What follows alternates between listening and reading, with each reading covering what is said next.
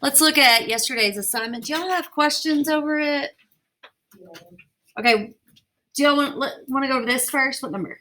Well, mine are kind of all of them. So I was wondering, when they have the multiplication thing in the expression, do we still need to put that in the answer?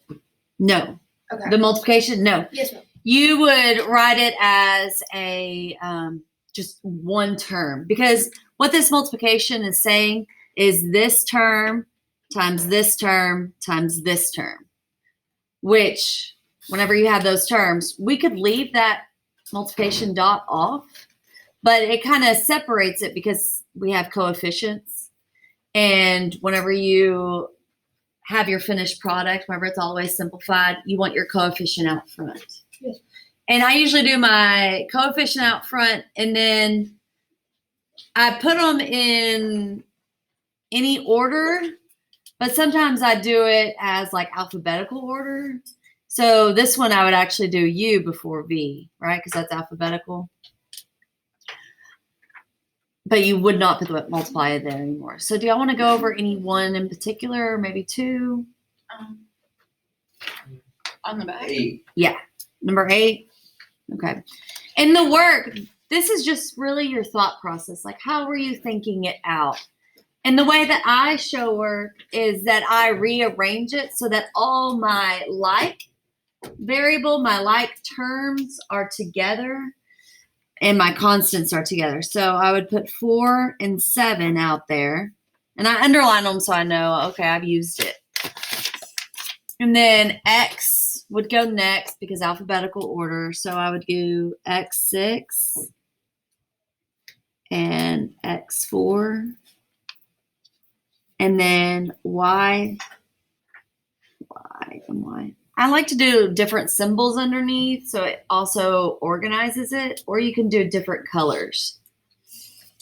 So that would be Y6, Y7, Y8. And your work doesn't have to be exactly like mine, because you might think about it differently, and that's fine. So 4 times 7 is 28. X to the 6 and X to the 4 means there's 6 X's and 4 X's. So in total, we have 10 X's. And then our Y's, we have 6 Y's, 7 Y's, and 8 Y's. So in total, that would be, what? That's 13 plus 8 more, 21. Wait, where did you get the 28 from? Because I got 4. Oh, because of this 4 and this 7. Multiply. Oh, wait, can I see the one?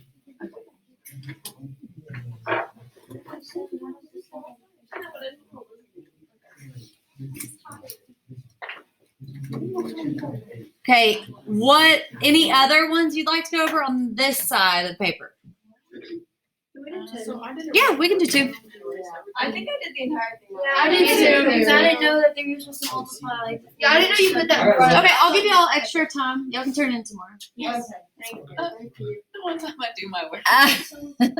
All right, so on this one, look at our coefficients.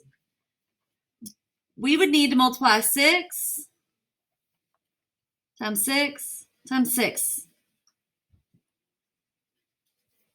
And then we have X's, X3, X3, Y6, and Y3.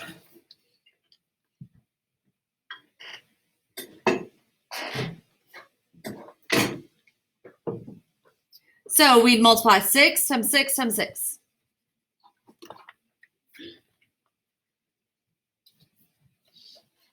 Which is really 6 to the 3rd, right? Because these are like bases and your exponents are 1, so you'd add them.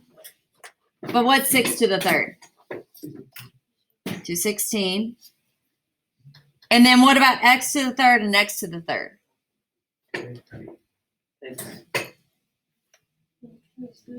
To 6, and then Y 9. Yeah. All right, so let's look on the other side. I'll give you some time. Y'all can turn this in tomorrow so that you can fix any mistakes you may have had, because I want y'all to get this down. And let's look at the other side. Were there any questions on these? What about just the top question? Just the top graphs? Next one again. Yeah. On number 4, where it has an 8 and then it has an n on the 8.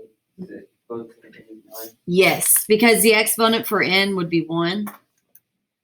It's an understood exponent, which is just 1. So that would be n to the 9. Yeah. Okay, let's just look at these graphs real quick. Remember we talked about linear and exponential. Linear goes in a straight line constant, and exponential grows really fast, like it shoots up. So let's just label them linear or exponential. So what is the first one? Linear. What's the second one? What? Exponential. We're going exponential. And then the next one? Exponential. And what about this next one? Linear. Okay, one other question. Think about slope. So slope is dealing with linear. Out of these, which one has a higher slope? And we're not talking about exponential. We're only looking at the two linear. Which one has? Yeah, this one. So this has a larger slope.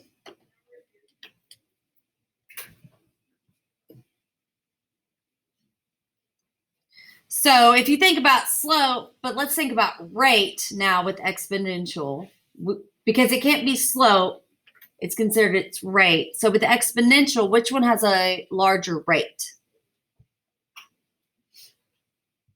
So if you look, yep, the top one. So I'm just going to put out to the side higher rate.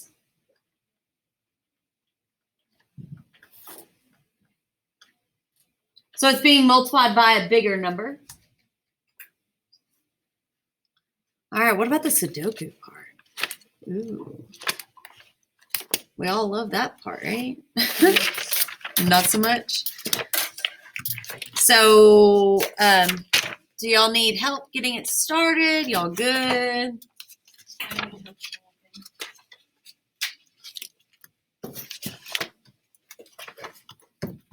Let me see if I can find. Oh, here it is. All right, so let's look at this one. 25 by adding. I went ahead and I'm going to go and change this 2 squared to a 4, 3 squared to a 9, and 4 squared to a 16. That way I can look at it easier. So if I'm looking for 25, what two numbers are being added together to get 25? 9. 9 and 16.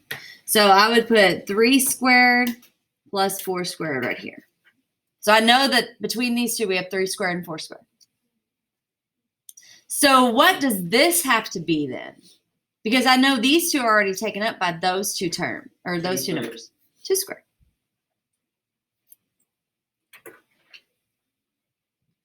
Okay, and then to get 36 by multiplying, what number will I multiply 4 by? 4 by 9, which gets the 3 squared, or which is 3 squared. So this would be 3 squared.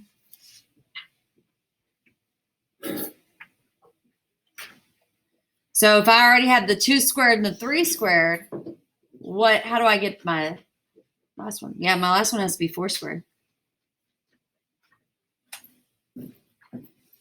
Okay. What about 64?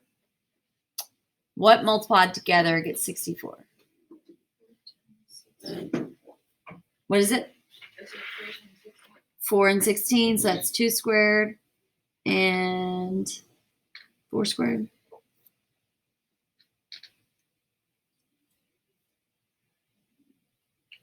And then these numbers have to be the other two. So I know that these two can't be on top of each other. So I'm going to switch one of them. This one we need to do 2 squared and 3 squared.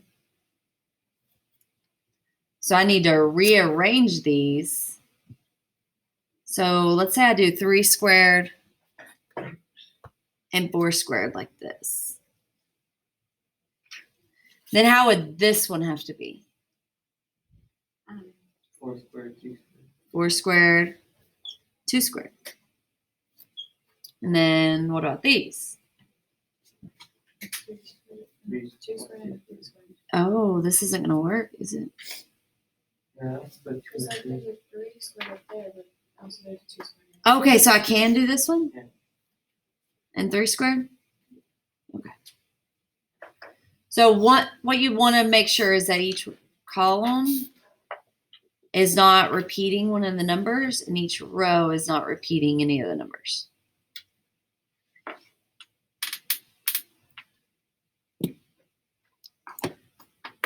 Okay, and let's see. I have that there are 2 solutions here, so there might be 2 different ways of doing it. So as long as you get one of those ways.